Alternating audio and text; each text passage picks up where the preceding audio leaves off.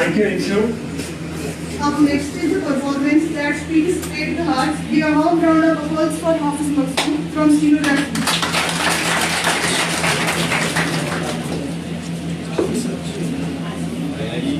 मुकाबियों पैदा होती है जब जवाब में नजर आती है उनको अपनी मंजिल आसमान में. My colleagues, I welcome all of you with Islamic greetings. Assalamu alaikum wa rahmatullah. आज जिस मौजू पे मुझे लबकुशाई करने का मौका मिला है,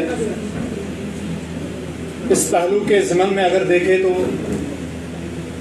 इस मौजू के मुतालिक अगर देखें तो बहुत से पहलू ज़ैर गौर और ज़ैर बहस आते हैं, मगर वक्त की किल्लत दामनगीर होने की वजह से कुछ ऐसे मसले जिन पे मैं आज आपके सामने गुफ्तगू करना चाहता हूँ, और उम्मीद कभी यही है कि हमारी इस जद्दोजहद से जो हमारे माशरे में नासुर फैल चुका है, इससे हमें राहत नसीब हो. और अगर हम देखें तो जिस चीज़ के मुतालिक आज हम बात करने वाले हैं, ये चीज़ कोई नई नहीं, बल्कि 1450 साल पहले दीन इस्लाम ने हम लोगों को इस तरफ राग़िब करके रख दिया था कि दीन इस्लाम ने जिस चीज़ को भी हमारे लिए हराम फरमाया था, दौर हाजिर में अगर हम देखते हैं तो हमें इस दौर में भी और आने वाले दौर में भी एक तफक्कुर और तदब्बर करने वाला इंसान अगर देखे तो उसको उस हराम होने के वाज़ह तर नुकसानात नज़र आते हैं कि दीन इस्लाम ने इस चीज़ को हराम क्यों किया था. और इसी तरह अगर हम मंशियात की बात करते हैं तो अल्लाह अज़्ज़ा व जल हमें सूरत अल-बक़रा से इस बात की तरफ दावत फ़िक्र देता है कि वला तुल्कू बिअयदीकुम इला तहलुकात वअहसिनु इन्नल्लाह युहिब्बुल मुहसिनीन. अल्लाह अज़्ज़ा व जल का वाज़ेह फरमान हमारे लिए आ चुका है कि अपने हाथों हमें हलाकत में नहीं पड़ना चाहिए. एक इंसान को भलाई वाला हो जाना चाहिए, क्योंकि इन्नल्लाह युहिब्बुल मुहसिनीन, अल्लाह ताला के यहाँ जो मुहिब बंदे हैं वो वही है जो भलाई वाले हो. जो हलाकत में अपने आप को धकेल दे तो उन लोगों से अल्लाह ताला का वाज़ेह फरमान यही है कि जिस तरह दीन इस्लाम ने इसको हराम फरमाया, और हराम की सज़ा जो हम देखते हैं वो जहन्नम है. और अगर आज के दौर में हम देखते हैं दीन इस्लाम एक इंसान के लिए मुकम्मल ज़ाबिता हयात है. ज़िंदगी के किसी भी शोबे में अगर वो जाना चाहे, ज़िंदगी के शोबे में कोई भी शोबा हो, कोई भी काम करना चाहे, एक दीन इस्लाम उसके लिए एक मशाल राह है जो उसको एक मुकम्मल तौर पे इस बात से आगाह कर देता है, आरास्ता कर देता है कि आपको ये ज़िंदगी कैसे गुजारनी चाहिए. और अगर हम इसी तरह देखें कि ये जद्दोजहद हमारी जो रही है, इसका मुद्दा और मकसद यही है कि मैं और आप लोग अपने आप का मुहासबा लें और हम लोग ये देखें कि हम लोग इस दौर हाजिर में कहाँ पे खड़े हो चुके हैं. और बदकिस्मती के साथ जब एक तफक्कुर करने वाला इंसान इस दौर हाजिर की तरफ नज़र डालता है तो वो अपने आप को उस अंधेरे में पाता है जिस अंधेरे ने हमारी नौजवान नस्ल को अपनी लपेट में ले चुका है. इस मौजू पे इतनी गुफ्तगू करने की क्या ज़रूरत है? अगर हम देखें नौजवान तो नौजवान, अगर हम देखें मर्द तो मर्द, आज के ज़माने में जो औरतें हैं वो भी इन मंशियात के आदी बन चुके हैं. और जब हम देखें अल्लामा इकबाल, मुझे इस बात पे याद आते हैं कि कई बरस पहले उन्होंने इस बात की आगाही हमें दी थी कि अल्लामा इकबाल का शायर यूँ बयान फरमाते हैं कि खुदी को कर बुलंद के हर तकदीर से पहले खुदा बंदे से खुद पूछे बता तेरी रज़ा क्या है.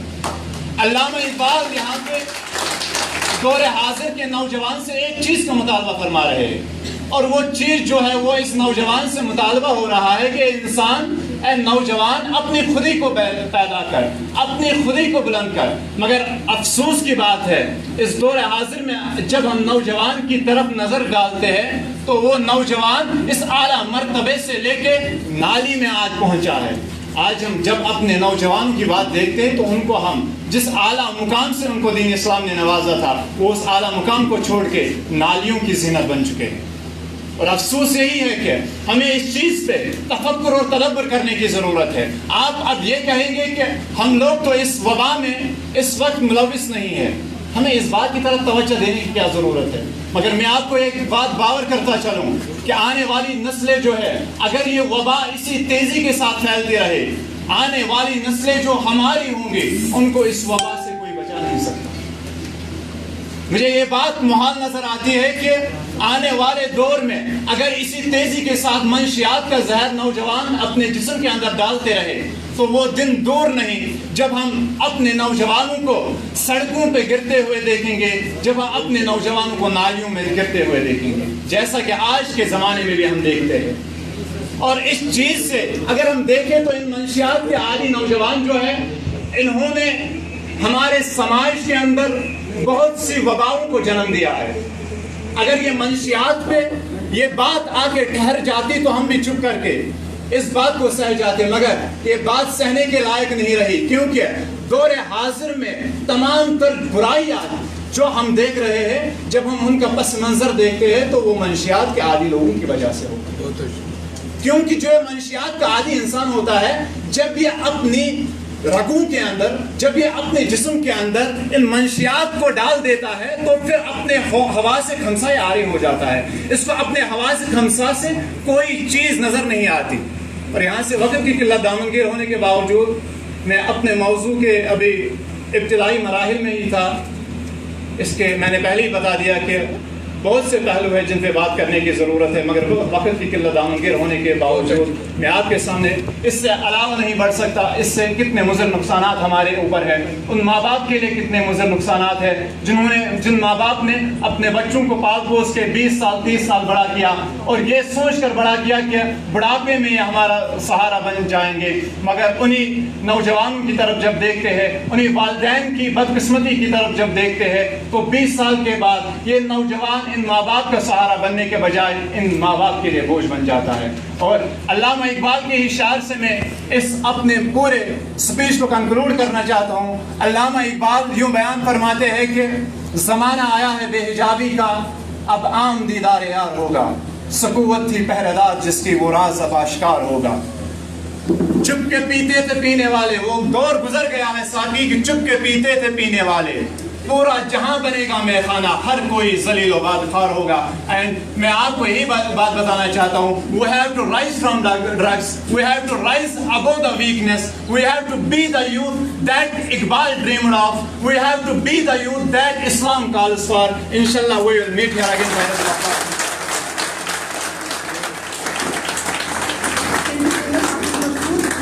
Please do not just stay on stage, please stay in house. Now I would like to call Razia Mushtaq from Stenography to come on stage and share your thoughts.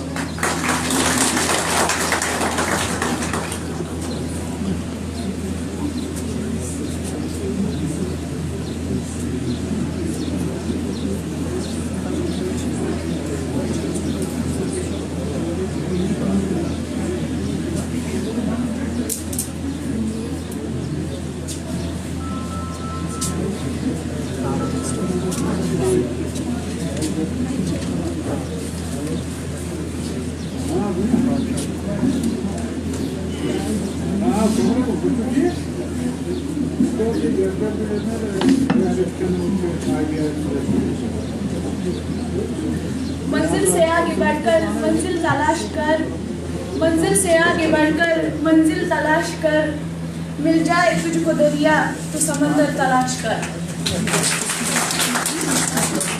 Esteemed chief guests, respected principal sir, respected supervisor sir, and other dignitaries, dear students, I welcome to all of you with Islamic greetings and Assalamu alaikum wa rahmatullahi wa barakatuh.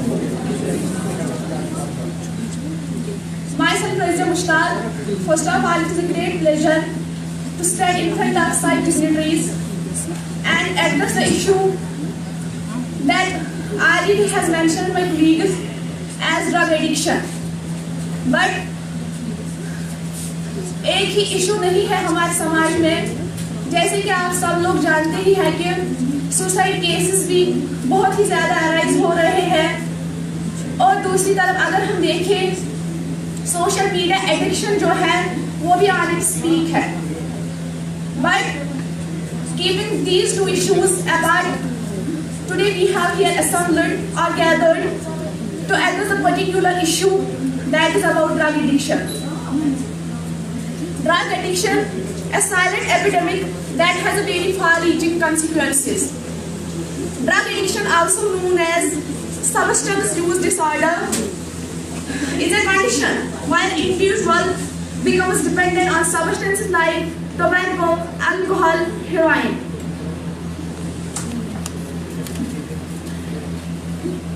But drug addiction is not just a bad habit, it is a chronic disease that affects the brain and behavior. People who are addicted to drugs find it hard to control its use even when they know that it is harming them. It starts with a choice, but soon becomes a trap. Addiction is not a sign of weakness, it is a compulsion to say no to drugs. To say no to drugs. I choose health, I choose health, strength, and a better future. and a better future. I will stand against I will stand against peer pressure. peer pressure. I will live with pride I will live with pride and purpose. and purpose. I choose to be drug free. I choose to be drug free. Thank you. At last, I will conclude by these words. Let us remember everyone, that every addiction is a human being, someone who needs understanding, support, and a second chance. Thank you, everyone. Thank you, Razia. Dear audience, your applause is not just support, it's encouragement. So keep it going as we welcome Mr. Wasim Raja, member Civil Society, to come on the stage and have their golden words.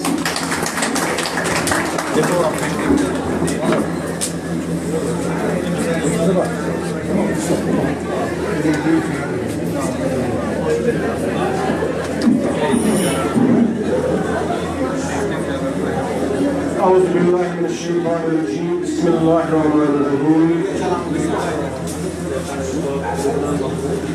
نصر من الله فتح قريب صدق الله العظيم صدق رسوله الكريم ونعم ذلك من الشاهدين والشاكرين والحمد لله رب العالمين. نہایت ہی قابل احترام پرنسپل ITI اننت ناگ عمران وجد صاحب، ڈائریکٹر IMC ظفر فاروق سلاطی صاحب، وائس چیئرمین IMC شکیل صاحب، respected and exemplary guests of South Kashmir Civil Society, accompanied to me Zulkaram Meet Saab, our marshmallow and dedicated media persons, students, staff of ITI, a very good afternoon to you all. Assalamu alaikum wa rahmatullahi wa barakatuh. خواہش سے نہیں گرتے ہیں پھل جولی میں، خواہش سے نہیں گرتے ہیں پھل جولی میں، وقت کی شاخ کو میرے دوست ہلانا ہوگا. کچھ نہیں ہوگا اندھیروں کو برا کہنے سے، کچھ نہیں ہوگا اندھیروں کو برا کہنے سے، اپنے حصے کا دیا خود ہی جلانا ہوگا. As you are aware کہ آج ہم بہت ہی اچھے پروگرام میں ہیں جو نیڈ آف دی آور نہیں ہے بٹ ڈیسپریٹلی نیڈ جو پروگرام ہے. شیورلی کہ آج مجھے ٹائم نہیں تھا یہاں پہ آنے کا، لیکن ونس میں نے گروپ میں یہ دیکھا کہ یہ ڈرگ کے ریلیٹڈ ہے تو میں نے آگے والے پروگرام اس کینسل کر کے میں نے سوچا میں اس میں ضرور پارٹیسپیٹ کروں گا.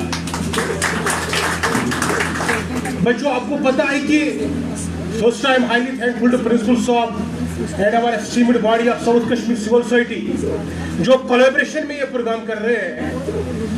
Before 5-4 years ہم ایسا بولتے ہیں کہ آگے ایسے ہونے والا ہے، ایسے ہونے والا ہے، ڈرگ ایڈکشن مینیج کر رہا ہے، لیکن present times میں، present dispensation میں we are totally ungrateful, we are totally submerged، ہم اس میں گر گئے، ختم ہو گئے ہیں، distracted ہیں.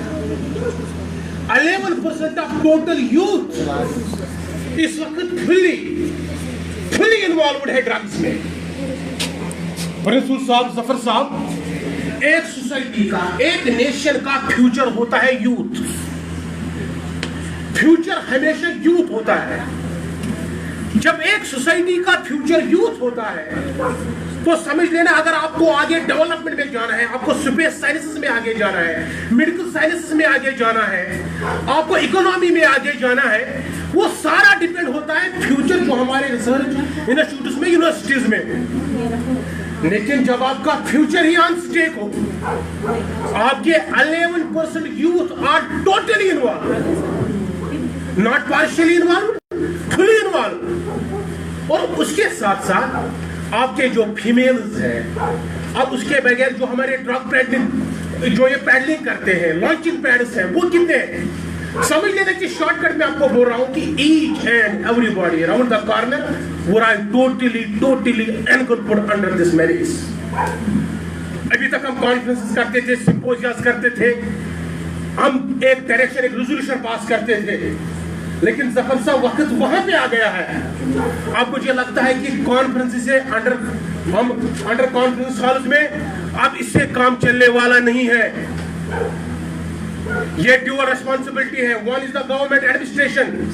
पुलिस तो आपका काम कर रहा है, एफआईआर लग रहे हैं, अब वो प्रॉपर्टी भी सीज उनको कर रहे हैं, डेफिनेटली उसको लॉन्चिंग पैड्स को उनको डिस्ट्रॉय करने के लिए they are taking all appropriate steps. लेकिन कंट्रोल क्यों नहीं हो रहा है?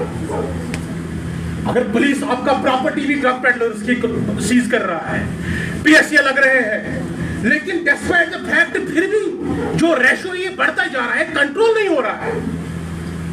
एडमिनिस्ट्रेशन को जो करना है, they are doing there appropriate level. Now what is the reason कि ये कंट्रोल क्यों नहीं हो रहा है? ये हर घर में ये मुसीबत आने वाली है। अब करना क्या है? लेकिन जो मेन रिस्पॉन्सिबिलिटी है, मेन ऑब्लिगेशन है, that is the every stakeholder of the society. जब इसको इलॉबरेट काज, जॉइंट काज, पर्सनल काज, सोशल काज तक ना मान के हम इसको रोक नहीं पाएंगे। मैं आपको सामने टेबल में बोल रहा हूं। देखिए, हमारे बहुत स्टेक होल्डर्स हैं। एक तो एडमिनिस्ट्रेशन है, पुलिस एडमिनिस्ट्रेशन है, सिविल सोसाइटीज है, ट्रेड फेडरेशन है, लेकिन religious organisation, religious heads, religious leaders, मोहल्ला कमेटीज, इन्फ्लुएंसर्स, जितने भी हैं, हर किसी को ये पर्सनल काज मान के चलना है। आज उसका बेटा खराब हो गया है, कल मेरा बेटा डेफिनेटली इन्वॉल्व होगा। ये वायरस है, वायरस ये डेफिनेटली ये टच हर किसी को करके जाएगा, तब कि जब तक आप इसको एलिमिनेट नहीं कर पाओगे।